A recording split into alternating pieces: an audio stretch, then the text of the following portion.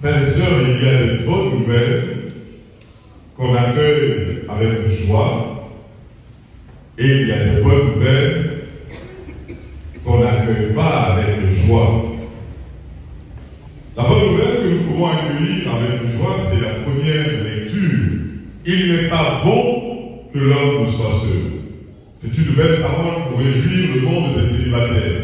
Elle peut déclencher la fête dans le cœur des célibataires. Il n'est pas bon que l'homme soit seul. Par contre, la bonne nouvelle de l'Évangile est une nouvelle dure pour un couple lorsque vous êtes en balade et qu'à l'instant même, vous songez de vous séparer. Vous entendez cette parole du Christ qui dit que l'homme ne sépare pas ce que Dieu a uni. C'est-à-dire que le divorce ne fait pas partie du langage de Dieu. Il y a en tout homme un pharisien qui dort, qui cherche à détruire la parole de Dieu. Il cherchait à mettre Jésus à l'épreuve. Parce qu'il veut, quand tu veux divorcer, tu vas toujours trouver un motif. C'est-à-dire, celle qui avait de jolis mollets. Aujourd'hui, ces pieds secs, on dirait balai là. Ce n'est jamais celle-là que j'ai voulu. Vous savez, ce n'est pas pardonner qui est difficile. C'est aimer qui est difficile. Nous devons comprendre que l'amour ou le mariage, cette institution divine, n'est pas née des mains des hommes. Donc ce ne sont pas les hommes qui vont dire comment est-ce qu'on doit se marier, comment est-ce qu'on doit divorcer à l'amiable. Non. Il n'y a pas de paroles du Christ qu'on accepte et des paroles du Christ qu'on rejette. Il n'est pas bon que l'homme soit seul. Parce que Dieu, ayant créé l'homme à son image, et que Dieu ne vit pas seul, il vit avec le Fils et l'Esprit Saint. Puisque Dieu est communauté, l'homme aussi est appelé à faire une communauté avec sa femme, avec ses enfants. Ce n'est pas dans le projet de Dieu. Il dit c'est à cause de la dureté de votre cœur que Moïse a formulé cela. Et pourquoi est-ce que Moïse l'a fait? Parce qu'à cette époque, peu d'hommes savaient lire et écrire. Donc Moïse venait déjà compliquer même l'acte de répudiation. Mais lorsque tu es résolu à te séparer de ta femme ou de ton homme, l'intelligence du cœur ne t'habite plus. Dieu fit le ciel et la terre, il vit que cela était bon. Il fit le firmament, il fit les eaux, il fit que cela était bon. Et pour la première fois, la négation sort dans la bouche de Dieu. Il dit, il n'est pas bon que l'homme soit seul. Il fait toutes choses avec son contraire, la terre et le ciel, la lumière et l'obscurité. Il faut aussi un contraire pour l'homme. Il faut une femme, une aide. Et la langue hébraïque, c'est vraiment la langue divine. Pour le mot femme, on dit, il fait ish et isha. Pour avoir le mot ish, il faut les lettres en hébreu, shin, yod et aleph. Pour avoir le mot isha, il faut les mots aleph, shin et he. Et ce qui est merveilleux, c'est lorsque ces deux lettres s'assemblent, c'est-à-dire lorsque le P et le Yod s'assemblent, qu'on a donc le Hesh. C'est-à-dire il y a deux mots qui n'ont pas en commun.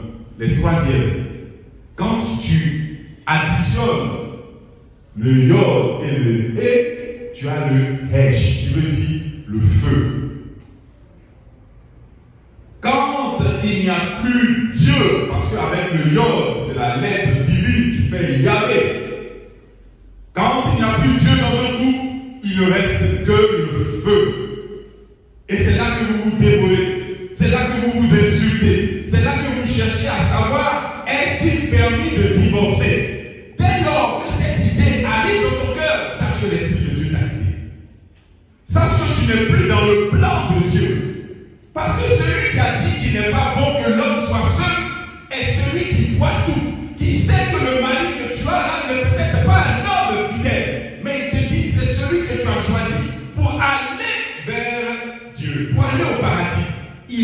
ta gloire, elle est ta gloire. Dieu va prendre jusqu'à l'exemple d'une prostituée pour dire au prophète Osée, regarde, celle que je te donne, et je te demande de te l'aider, malgré ses défauts. Divorce à l'amiable et en réalité un divorce à la pharisienne est un rejet de la parole de Dieu. C'est celui qui veut prendre Dieu d'un côté et laisser l'autre partie qui ne l'arrange pas. Non. Voilà pourquoi il va donner un exemple avec les enfants. Celui qui n'est pas capable d'accueillir le royaume de Dieu comme un enfant n'entrera pas. On a toujours pensé que l'amour, c'est donner. Tu ne me donnes rien, tu ne fais rien pour moi. Or, quand Dieu prend l'exemple d'un enfant, on comprend que l'amour en Dieu, c'est autre chose. L'amour n'est pas donné, l'amour, c'est savoir accueillir. Un enfant, il est là pour accueillir. Un enfant, il est toujours heureux. Un enfant, il a toujours confiance. Un enfant, il ne se soucie pas du lendemain. Alors les adultes, qu'ils apprennent à savoir être des enfants, savoir accueillir l'autre. Je te reçois comme épouse. Je te reçois comme époux. Savoir accueillir un être entièrement, avec ses qualités, avec ses défauts.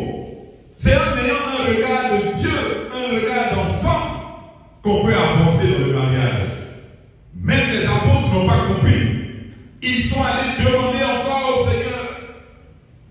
Parce que l'homme se dit, mais est-ce possible de vivre indéfiniment avec une même femme pendant 20 ans, 30 ans?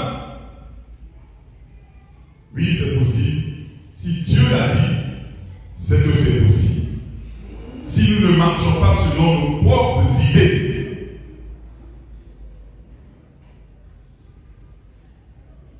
mais si nous voulons marcher dans la chair, alors le divorce germera dans notre esprit. Un couple, c'est marcher à deux. Or, il y a beaucoup qui ne vivent pas en couple. Il n'est pas bon que l'on soit seul. La solitude du célibataire ne fait pas mal. Ce qui fait plus mal, c'est la solitude de la femme mariée ou la solitude de l'homme marié. Il n'est pas bon que l'homme soit seul. Et quand il y a cette solitude, parce que je ne sens pas mon homme, je ne sens pas ma femme, on ne fait rien ensemble. On ne partage absolument rien.